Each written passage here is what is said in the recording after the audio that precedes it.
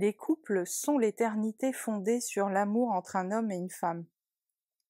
Cet amour s'étend vers l'infini. L'amour des couples est ce qui mène à l'éternité.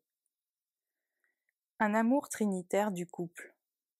En ce qui concerne la trinité du monde et l'amour selon l'aspect trinitaire, nous voyons que tout se reflète dans l'amour car il est indivisible et ne peut être répandu sans sa propre volonté et sans la volonté de celui qui le possède. L'amour est aussi le sentiment le plus contrôlable car il possède complètement l'être humain. Par conséquent, l'homme l'a totalement et il offre un tel plaisir à celui qui aime, la sensation d'une maîtrise totale et d'une indépendance totale.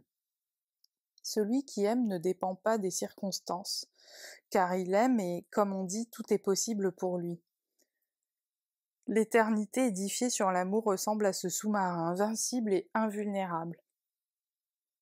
On lui donne de belles possibilités d'avoir l'amour commun, l'amour pour soi-même et pour les autres.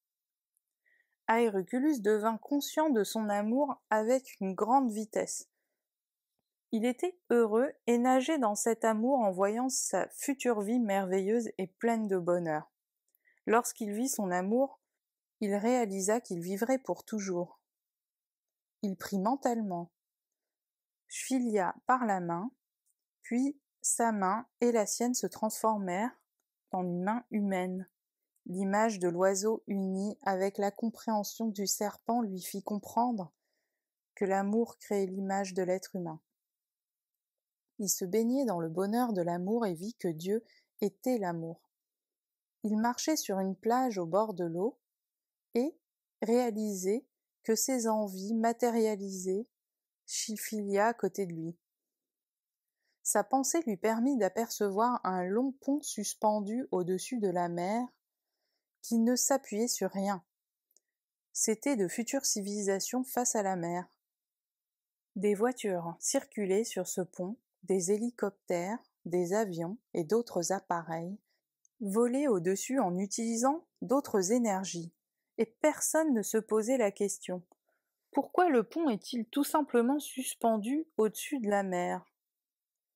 Pour eux, c'était déjà naturel. C'était le 23e siècle. De nouvelles voitures, de nouveaux hélicoptères. Beaucoup d'entre eux étaient construits de façon simple, et de nombreuses pièces métalliques avaient été remplacées par la pensée. Un homme sortant de sa voiture faisait en sorte qu'elle disparaisse. Et c'était son pilotage de la réalité. C'était une nouvelle technologie. C'était une nouvelle civilisation. Aeroculus comprit que l'éternité des machines se trouvait dans la pensée humaine comme au XXVe siècle.